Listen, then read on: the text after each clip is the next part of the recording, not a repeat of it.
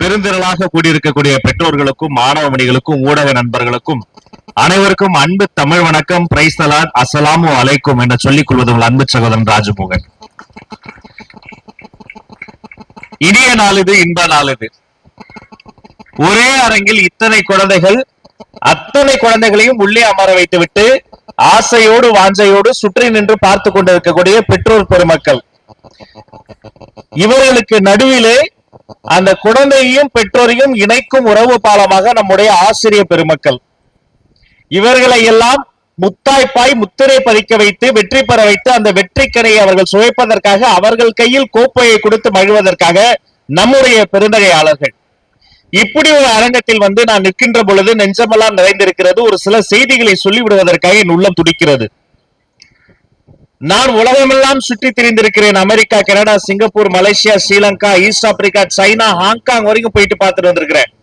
அங்கெல்லாம் இருக்கக்கூடிய அந்த குழந்தைகளை பார்க்கிற பொழுது, பெற்றோர்களை பார்க்கிற பொழுது, ஆசிரியர் பெருமக்களை பார்க்கிற பொழுது, அவர்களிடம் கற்றுக்கொள்வதற்கும் பெற்றுக்கொள்வதற்கும் பல செய்திகள் இருக்கின்ற போது அதையெல்லாம் எடுத்து வந்து சென்றிடுவீர் எட்டுத்திக்கும் கலை செல்வங்கள் யாவும் குணர்ந்து இங்கு சேர்ப்பீர் என்று முண்டாசி கவிஞன் பாரதியார் சொன்னதை போல இங்க வந்து சேர்த்து விட முடியாதா?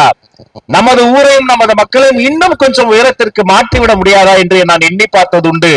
அப்படிப்பட்ட ஒரு பொன்னான கனவுகளை நனவாக்கக்கூடிய தருணங்களில் ஒன்றுதான் வெறும் பாட புத்தகம் மட்டுமல்ல, தனித்திறமையும் வளர்ப்பதற்காக இத்தனை குழந்தைகள் வந்திருக்கிறார்களே, அந்த குழந்தைகளுக்காக ஒரு அரங்கம் நிறைந்த கைத்தட்டலை நீங்கள் தந்தாக வேண்டும். அப்ப கணக்கு பாடம் என்பது மனப்பாடம் செய்து மதிப்பெண் வாங்கக்கூடிய பாடம் மட்டுமல்ல, அது ஒரு விளையாட்டாக, அது ஒரு இனிய நிகழ்வாக எளிமையாக பண்ண முடியும் என்பதற்கான ஒரு எடுத்துக்காட்டு தான் இந்த அபாக்கஸ். அதுவும் அந்த விரல் விட்டு அந்த குழந்தைகள் வேகமாக எண்ணி அதையெல்லாம் செய்து பார்க்கிற பொழுது பார்க்கிற நமக்கு அவ்வளவு ஆசையாக இருக்கும். இப்ப பெற்றோர்களுக்கு, ஆசிரியர்களுக்கு, குழந்தைகளுக்கு ஆளுக்கு ஒரு செய்தி. குழந்தைகளுக்கு முதல் செய்தி என்னன்னா, உண்மையிலேயே ஒவ்வொரு குழந்தையும் தூக்கி அம்மா என்ன பண்ணுவாங்க, இடுப்புலயே வச்சுக்குவாங்க. ஏன் தெரியுமா? அந்த குழந்தையின் வாய் தொட்டுவிடும் தூரத்தில் இருக்கணும் கண்ணம் நினைப்பாங்க. ஒரு குழந்தை அழுதா அது பசியில அழுதா, இல்லன்னா வயிறு கோளாறுல அழுகுதா, இல்ல உருவாக்கையின முழுங்கிட்டு அழுகுதான்னு கூட யாருக்கும் தெரியாது. பீடியாட்ரிஷியனை தூக்கி போட்டா ஸ்கேன் பண்ணி பார்த்துலாம், எக்ஸ்ரே எடுத்து பார்த்துலாம் சொல்லுவாரு. ஆனா ஒரு குழந்தை அழுதா, அந்த மழலை முடிகள் அழுதா, அந்த குழந்தை ஏன் அழுது, எதுக்காக அழுதுன்னு பெத்த தாய்க்கு தெரியும். அதனாலதான் தூக்கி எப்போதும் இடுப்புலயே வச்சுக்குவா தாய். அதே குழந்தைய தூக்கி இடுப்புல இல்ல, தோளுக்கு மேல வச்சுக்குவார் அப்பா. கடை வீதிக்கு போனாலும் எங்க போனாலும் அப்படி தோல் வச்சுக்குவார் அப்பா. அப்படி தூக்கி பிடிக்கும் கூட தன் தோளோட சேர்த்து பிடிப்பார் அப்பா. ஏன் தெரியுமா? நான் பார்க்காத உயரத்தை கூட என் பொண்ணு பார்க்கணும், என் பையன் பார்க்கணும்னு நினைப்பார். அவர்தான் அப்பா. உலகத்திலேயே வாழும் தியாகி ஒருத்தர் இருக்காருன்னா அந்த அப்பா தான். இங்கேயே நிறைய தியாகிகளை பாக்குறேன். பையனை உள்ள விட்டுட்டு, குழந்தைய உள்ள விட்டு, அந்த அம்மா முன்னாடி விட்டுட்டு பின்னாடி நின்று எட்டி எட்டி, தெரியுதா தெரியலையா நம்ம பையன் தானே அப்படின்னு எட்டி எட்டி பார்க்கக்கூடிய அந்த தியாகசீலர்களை நான் பாக்குறேன். இப்ப அப்பா அம்மா ரெண்டு பேருக்கு ஒரே ஆசை. என்ன ஆசை? என் குழந்தை ஜெயிச்சிடணும்னு ஒரு ஆசை. இங்க கிளாஸ் கூட்டு வரும்போது என்ன சொல்லுவாங்க, சார் மேடம் எப்படியாவது என் பையனை பிரைஸ் வாங்க வைங்க. தன்னுடைய குழந்தையை ஜெயிக்கணும்னு நினைச்சா அதுக்கு பேரு அப்பா அம்மா. தன்னிடம் படிக்கக்கூடிய எல்லா குழந்தையும் ஜெயிக்கணும்னு நினைச்சா அவங்க தாங்க ஆசிரியர்கள், டீச்சர்ஸ். இல்லைன்னா இந்த குழந்தைகள் வந்து இத்தனை பெரிய பரிசுகளை வாங்கவே முடியாது. இந்த குழந்தைகள் அதை புரிஞ்சுக்கணும். உலகத்துல தெய்வம்னு ஒண்ணு இருக்குன்னா நாம் தொட்டு வணங்க வேண்டிய தெய்வம் தாய், தந்தை, ஆசிரியர் பெருமக்கள் தான். அது இப்ப புரியாது, நீங்க கொஞ்சம் வளர்ந்த பிறகுதான் புரியும். எல்லாருமே ரொம்ப குட்டிஸா இருக்கீங்க. சரி, அப்பா அம்மாவுக்கு ஒரு செய்தி. என்னது? என்ன ஒரு விஷயமா இருந்தாலும் வீட்டுல இருந்ததாங்க தொடங்குது. குழந்தைகளின் முதல் ஸ்கூல் என்ன தெரியுமா? வீடு. குழந்தைகளின் முதல் ஆசிரியர் யார் தெரியுமா? அப்பா அம்மா. காலையில குழந்தை எழுப்பும் போதே அன்பா செல்லம் கொடுத்து உற்சாகமா, செல்ல குட்டி, ராஜாத்தி, கலெக்டர், டாக்டர், எந்திரிடி தங்கம் அப்படின்னா எந்திரிக்கும். காலைல எந்திரிக்கும் போதே கத்த வேண்டியது, எரும மாடு மாதிரி தூங்குது பாரு, எப்ப பார்த்தாலும் இப்படிதான், எழுந்திருக்கிறியா இல்லையா, ஸ்கூலுக்கு டைம் ஆச்சு, அப்படி கத்தக்கூடாது. நீங்க உற்சாகமா அப்படி சந்தோஷமா, என் செல்லம், என் தங்கம், என் வைரம், என் சாமி, அப்படி உற்சாகமா எழுப்பணும். வெளிநாடுகள்லாம் பார்க்கிற பொழுது அந்த குழந்தைகளிடம் பேசுகிறதை, அவர்கள் அந்த குழந்தைகளோட உரையாடல் செய்கிறதை பார்க்கிற பொழுது அவ்வளவு மதிப்பு மரியாதையோட பேசுறாங்க. ஆனா நாம மட்டும் என்ன பண்றோம்? காலையில அடிச்சு எழுப்பி குளிப்பாட்டி வாயில போட்டு எதையா போட்டு திணிச்சு ஒரு டைய கட்டி பெல்ட்டை போட்டு கூட்டு போய் அந்த ஸ்கூல் வேன்லயே ஆட்டோல கொண்டு போய் திணிச்சு போ போ போ போன்னு இந்த ஒரு படத்துல நம்ம நண்பர் சசிகுமார் வந்து துரத்துற பாருங்க, சம்போ சிவ சம்போன்னு. ஏன் அவ்வளவு பதட்டம்?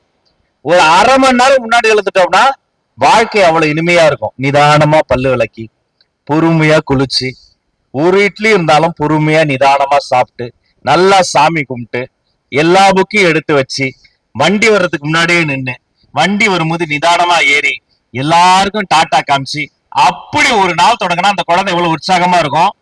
அதுக்கு பதிலா வாஷிங் மிஷின்ல போட்ட துணி மாதிரி போட்டு அந்த குழந்தைய போட்டு அடிச்சு விரட்டா அப்படி இருக்கும். யோசிச்சு பார்த்துங்க. அப்ப நம்ம என்ன பண்ணோம்? வீட்டில் இருந்தே இனிமையான சூழலை இந்த குழந்தைகளுக்கு நம்ம சொல்லி தரணும். அந்த குழந்தைகளினுடைய அப்பா அம்மா தான் முதல் பெற்றோர். இன்னைக்கு ஸ்கூலுக்கு லீவ் போட்டு டீச்சர் திட்டுவாங்க, பரவாயில்ல ஜோரோன்னு போய் சொல்லு, பாட்டி செத்துட்டாங்கன்னு சொல்லி தராதீங்க. ஒரு குழந்தைக்கு ஒரு லீவ் லெட்டர் எழுதும் போது கூட பொய் பேசுவது எளிது என்பதை சொல்லி தராதீங்க. அதற்கு பதிலாக உண்மையை பேச சொல்லித்தாங்க. என்ன ஹோம்ஒர்க் செய்யலையா? பரவாயில்ல, ஹோம்ஒர்க் செய்யல, உண்மையை போய் சொல்லு. திட்டுவாங்க, பரவாயில்ல வாங்கிக்க, நாளைக்கு கண்டிப்பா முடிச்சு வந்துருவேன்னு சொல்லு. அப்ப வாய்மை, உண்மை, நேர்மை அதையெல்லாம் வீட்டிலிருந்தே சொல்லி தருவதுதான் தாய்மை. அப்ப வீட்டுல இருக்கக்கூடிய அப்பா அம்மா தயவு செய்து இனிமையாக பேசுங்கள், நல்லதை பேசுங்கள். அவர்களுக்கு நல்லா பேசணும், நல்லதான் பேசணும். அதற்கு நீங்க வீட்டில் இருந்தே அதற்கு சொல்லிக் கொடுத்து அனுப்புங்கள். இதை போன்ற தனித்திறமையெல்லாம் நீங்க வளர்த்துக்கணும். ஒரு 2 வாரம் முன்னாடி நான் அமெரிக்கா போறதுக்கு முன்னாடி தமிழ்நாடு அரசு சார்பில் விமான நிலையத்திற்கு போய் ஒருத்தருக்கு அரசு மரியாதை கொடுத்து பூங்கொத்து கொடுத்து பொன்னாடை போர்த்தி வரவேற்பு செய்து வரவேற்றோம். அவர் யார் தெரியுமா? ஒரு 10-12 வயசுல ஒரு பக்கம் ஒரு கீபோர்டு, இன்னொரு பக்கம் இன்னொரு கீபோர்டு. ஒரு கீபோர்டுல ஜனகணமன இந்திய தேசிய கீதம், இன்னொரு பக்கம் கீபோர்ட்ல அமெரிக்காவின் தேசிய கீதம். இரண்டையும் ஒன்றாக நன்றாக வாசித்தான். அந்த இசை குழந்தை லிடியன் நாதஸ்வரத்திற்கு தமிழ்நாடு அரசு வரவேற்பு கொடுத்து மரியாதை கொடுத்து கூட்டு வந்தோம். அதற்கு காரணம் அவருடைய தனித்திறமை. விஸ்வநாதானந்த் எல்லாருக்கும் தெரியும், ஆனா பிரக்ஞானந்தாவை உலகத்திற்கு இப்பதான் தெரியும். 2 பஸ் மாறி அவங்க அம்மா ஒரே ஒரு லஞ்ச் பாக்ஸ்ல தயிர் சாதம் கட்டிக்குவாங்களாம். 2 பஸ் மாறி போய் டெய்லி செஸ் ட்ரைனிங் போய் இன்னைக்கு விஸ்வநாதன் ஆனந்த் தொட்ட உயரத்தை அவருடைய வயதில் 4 ஒரு பங்கு இருக்கக்கூடிய சின்னஞ்சிறுவன் பிரக்ஞானந்தா தொட்டு விட்டார். அப்ப உலகம் முழுக்க சவால் விடக்கூடிய பல்வேறு விஷயங்களை தனித்திறமையால் சாதிக்கக்கூடிய எத்தனையோ குழந்தைகள் வந்து விட்டார்கள். அவர்களாம் நமக்கு எடுத்துக்காட்டு. அப்ப நண்பர்களே, தயவு செய்து ஒவ்வொரு குழந்தைக்கும் ஒரு தனித்திறமை இருக்கும். நீங்க பண்ண வேண்டியது ஒன்னே ஒண்ணுதான். என்ன தெரியுமா? அவனை டிஸ்டர்ப் பண்ணாம இருந்தாலே போதும், குழந்தை தானா ஷைன் அவுட் ஆயிடும். இங்க இருந்து ஒரு பூ இருந்தது, ஆசையா இருந்தது, மறைக்குது நண்பர்கள் எடுத்துட்டாங்க. ஒரு செடியில பூ பூக்கலன்னா என்ன அர்த்தம்? ஒரு செடியில பூ பூக்கல, குச்சி வச்சு அடிச்சா பூ பூத்துருமா? செடியை டெய்லி திட்டுறீங்க, ஒழுங்கா பூ பூத்துரு, ஒழுங்கா பூ, இல்லன்னா அள்ளி பின்னிடுவேன் உன்ன, அப்படின்னா பூ பூத்துருமா? ஒரு செடியில் பூ பூக்கலன்னா அதுக்கு காரணம் அந்த செடி கிடையாது, அந்த செடியினுடைய என்விரான்மெண்ட், அங்க இருக்க மண், நாம விடுற தண்ணி, அங்க வர்ற சூரிய ஒளி, அதோடைய உரம், அதோடைய நேரம், அதோடைய வேகம், இவ்வளவு சரியா பண்ணா தானா செடி பூ பூக்கும். அதே மாதிரிதான் ஒரு குழந்தை நீங்க நினைத்த மாதிரி ஷைன் ஆகலன்னா அது காரணம் அந்த குழந்தை கிடையாது. நீங்க குச்சி வச்சு அடிச்சாலும் தினந்தோறும் ஏசுனாலும் திட்டினாலும் அந்த குழந்தை ஷைன் அவுட் ஆகாது.